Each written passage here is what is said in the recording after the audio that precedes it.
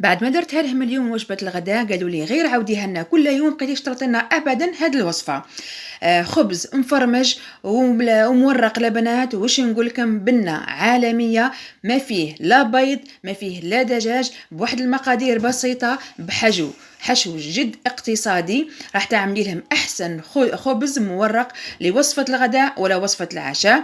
راح تشوفيه معايا حبيبتي بواحد المقادير بسيطة ما فيه والو. راح نبداو على بركة الله. المقادير تاع وصفة تاع نهار اليوم. وش عندنا البنات؟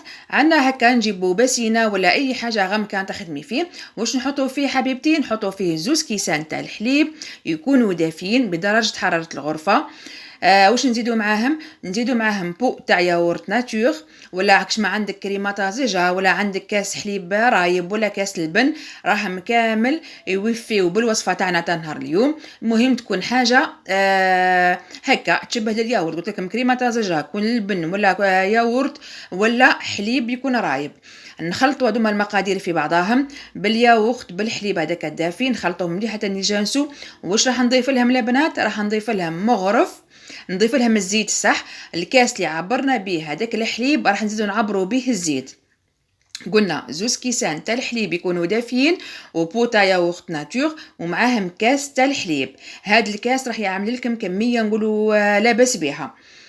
واش راح نضيفوا معاهم؟ هذوما المقادير تاعنا نخلطوهم الصح كامل حتى نجنسوا لنا مليح هذوما السوائل.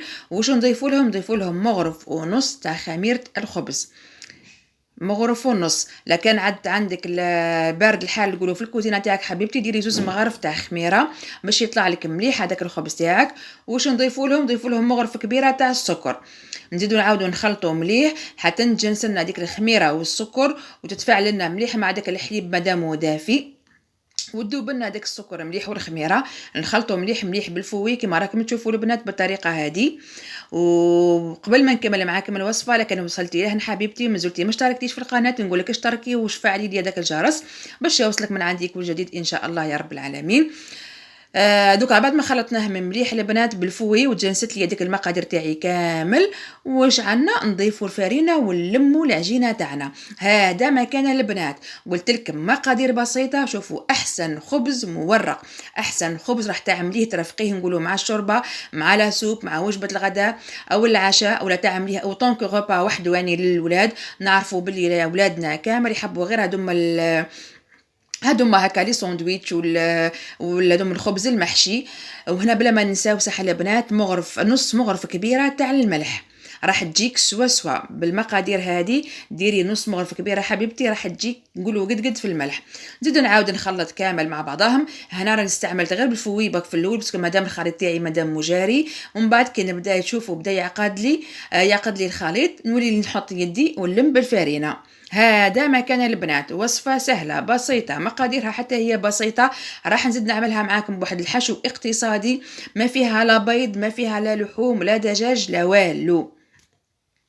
تابعوا معايا بكر الوصفة البنات، راح ينجم ان شاء الله من اول تجربة. قلت لكم خبز يجي خفيف مشخشخ، كما يقولوا مفرمج مورق، يفي بالغرض وفرات. دوكا حنلموا العجينه تاعنا مليح كيما راكم تشوفوا البنات. ما تخليوهاش تكون عاقده خلاه نقولوا يابسه العجينه، وما تكونش هذيك الجاريه خلاه تكون شويه تتلاصق في اليد. كيما نعرفوا بلي المخبوزات كامل كي نديروا لاباط تاعهم تكون شويه تتلاصق يجونا خفاف وملاح. هاني بعد ما لميت العجينه تاعي خلاص ندير يدي شويه بك في الزيت ونلمها ونغطيها بيان البنات. هكا ديروا ساشي ولا بابي فيلم ولا اي حاجه تكون عندكم، ونزيدوا فوق منها نقولوا طوخشون باش ليه تخمر لي العجينه تاعي وتتفاعل لي مليح هذيك الخميره، وتجيني العجينه تاعي باسكو قد ما تخمر قد ما يجيني البريوش الخبز تاعي هذا ولا البريوش يجيني خفيف. دوكا حنرجعوا للحشو. واش عندنا في مقله. واش راح ندير 2 حبات تاع بصل يكونوا نقولوا موين شويه صغار، معاهم 2 حبات صغار تاع طماطم، فلفل حلو هاو في الجهه هذه، ومعاهم قرن تاع فلفل حار. راح ندير حشو اقتصادي البنات فيه طعمه نقولوا احنا المحاجب، فيه طعمه وهنا راح ندير المكون تاعهم السري اللي هو الزعتر البنات ولا الزعتره، راح يعطيهم واحد القويه البنات. واش نقول لكم بنه صدقوني شويه تاع زعيتره ولا زعتره مع داك البصل والطماطم والفلفل يعطيهم بنه ولا اروع. دوكا نزيد نحطوا لي زيبيس تاعنا. انا درت غير الفلفل هنا البابريكا، ولا درت الفلفل اسود وفرات، بلا ما ننساو بطبيعه الحال الملح، ونحطوا لهم شويه الزيت، ومن بعد نحطوهم مع الغاز ديريكت وما يروحوا يتقلاو. هذا ما فيه الحشو تاعي يا بنات، حشو اقتصادي، ما فيه لا لحم لا دجاج لا والو، ويجيك بنين بنين ومعسل الله يبارك، يجيك مسخف وفرات. شوفوا دي الحشو تاعي بعد ما قليت كلش في بعضها كامل. دوكا نجيو للعجين تاعنا. ها هو بعد ما خمر لي داك العجين، ديك واحد الساعه غير ربع هكاك البنات، حسب نقولوا سخانه تكون عندك حبيبتي في المطبخ تاعك. نهبط له هذاك الطلوع تاعو، ونجي ديريكتومون في البلون دو طرافاي نولي نخدم فيه. كيف راح نديرهم هذوم الخبز تاع نهار اليوم؟ راح نعملهم هكا كرايات كيما نديروا المحاجب هذا البنات. شوفوا درت لكم حشو تاع المحاجب ولا فرم تاع المحاجب في زوز. دركا راح نلوزهم كيما هكا، نقولوا كرايات كامل صغار كيما راكم تشوفوا. هيا ما تنسونيش بالجامل البنات في الفيديو من فضلكم حبيبات قلبي الغاليات، باش يطلع لي الفيديو ويوصل لي الاكبر عدد من المشاهدات.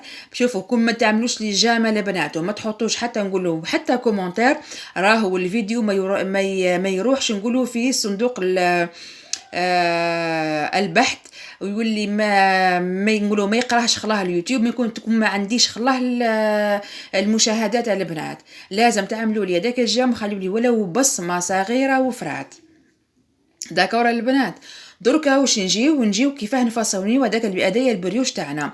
نحكموا هذيك الكريه اللي درناها نحلوها هكا كيما راكم تشوفوا الفيديو راه معبر البنات، ومن بعد نجيبوا الزبده تكون بدرجه حراره الغرفه، ونحطوها كامل في هذاك السطح تاع العجينه تاعي، ونزيد نحط طبقه فوق طبقه. كما نحط الطبقه الاولى ندير شويه تاع الزبده، من بعد الطبقه الثانيه نزيد ندير فيها حتى هي شويه الزبده، والطبقه الثالثه ولا الرابعه كيما تحبي انت ديري. تخيري تعملي نقولوا 3 طبقات ولا 4 طبقات.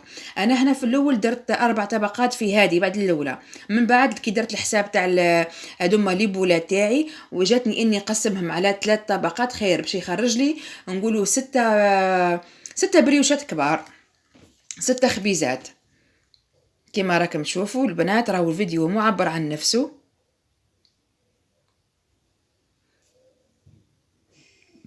نبقى نحل فيهم هكا بالوحده نقولوا كريات بكاكا شويه صغار، ونحط في كل طبقه بطبقه، وتلكم الزبده تكون دايبه بدرجه حراره الغرفه.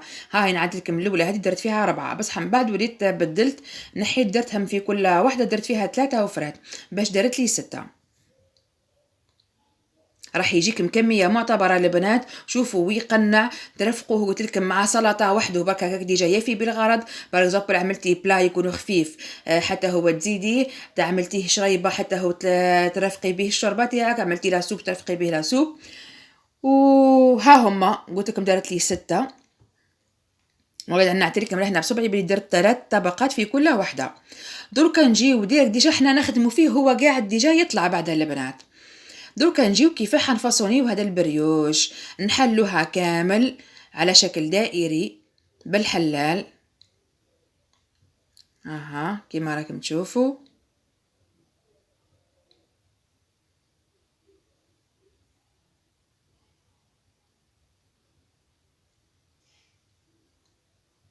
ونسيو ديما نحلو دوك الحواف تاعنا باش يجينا البريوش تاعنا من الداخل مورق وخفيف البنات. دركا راح نجيب الحشو تاعي بعد ما يكون ديجا برد لي شويه، راح نحطه هكا في الوسط البنات. صدقوني شوفوا حشو تاعو راهو بسيط، بس حتجي فيه واحد البنه الله يبارك. يعني بنه كي نقول لكم بنه البنات جربوها على ضمانتي، راهي الوصفه ناجحه مليار بالمية البنات. يصلح لكم نقولوا من اول تجربه، ويجيك خفيف وبنين. راح تعتمدوه ان شاء الله في كل سقطوا في رمضان. احنا كامل نحبوا دوما المخبوزات وننوعوا فيهم. هاي اللي لكم خممت فيكم وجبت لكم نقولوا وصفه جديده راح تعتمدوها ان شاء الله في رمضان. كما ربي يحيينا ان شاء الله للساعه هذيك، ويكون يا ربي يبلغنا في رمضان لا فاقدين ولا مفقودين يا رب العالمين. لويوه كامل على شكل ولا نقولوا خبزه كبيره هكا بودا كيما راكم تشوفوا. ها هما راح يجينا مورق من الداخل البنات. دركا لهنا واش درت، جبت موس يكون نقولوا شويه يكون ماضي شويه الموس، ودرت فيه هكا شرحت الخبز تاعي باش يعطيني منظر يكون مليح. وممطون كي يزيد تنفخ لي ويطيب يتحلوا دوك هادوما تشريحات تاع الموس ويجينا باهي. وجبت لهنا جون دوف، زدت له شويه باك تاع الحليب ولا تحبي شويه تاع القهوه، ندهنوا بهم السطح تاعنا تاع البريوش باش يعطينا داك اللون الاحمر الجميل. هاني قاعده ندير فيهم لهنا بالموس كيما راكم تشوفوا البنات.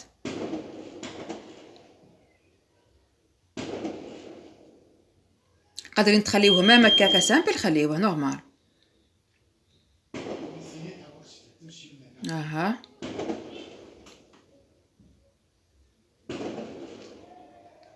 نزيدو نخليوه لهنا يخمر لنا شويه حتى يضاعف لنا الحجم تاعو. وديجا نكونوا مسخنين الفرن تاعنا من قبل ونحطوه ديريكتومون في الفرن يطيب. التزيين لهنا اختياري، حبيتي تخليه هكا سامبل خليه، حبيتي تعملي كيما درت انا الطريقه اللي عملت بها انا، درت الطريق تاع الجنجلانيه وطريق تاع السينوج راح يعطي له منظر يعني يكون شباب.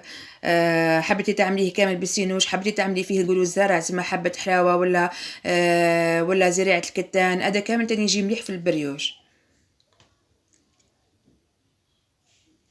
وتبقى مسألة أذواق البنات، كل وحدة والذوق تاعها، كل وحدة نقولوا واش تتشهى تحب تاكل كيفاش لا فاصون تاكل فيها. ما عندناش نقولوا حاجة محددة سورتو في الطبخ، ما عندناش حاجة محددة. نقولوا في الحلويات لازمت لك باغوزومبل لي ميزور باش تجيك هذيك الحاجة نقولوا قد قاطو تاعها قد بصح في الطبخ كيما هكا راهي كل تبقى مسألة نقولوا أذواق.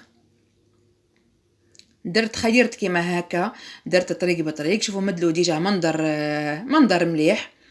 ولهنا بعد ما كان ديجا الكوشه تاعي راهي سخونه، زدت خليتهم شويه يخمروا لي، حطيتهم ديريكتومون في الفور يطيبوا. وهاوليكم البريوش تاعنا تاع نهار اليوم، خبيزات واش نقول لكم مورقين بحشو نقولوا بسيط واقتصادي. شهيتكم في الجنه حباباتي، هاوليكم البريوش تاعي بعد ما طابلي. شوفوا دوك من الخبيزات الله الله زي ما جاو، المنظر تاعهم ديجا يشهي كيما نقولوا ديما العين تاكل قبل الفم. الحاجه كي نشوفوها بعيننا نشهاوها قبل ما ندوقوها. تعرفوا كاينه عباد تشوف الحاجه هكا بعينها تقول لك هذه الحاجه راهي بنينه ولا لا.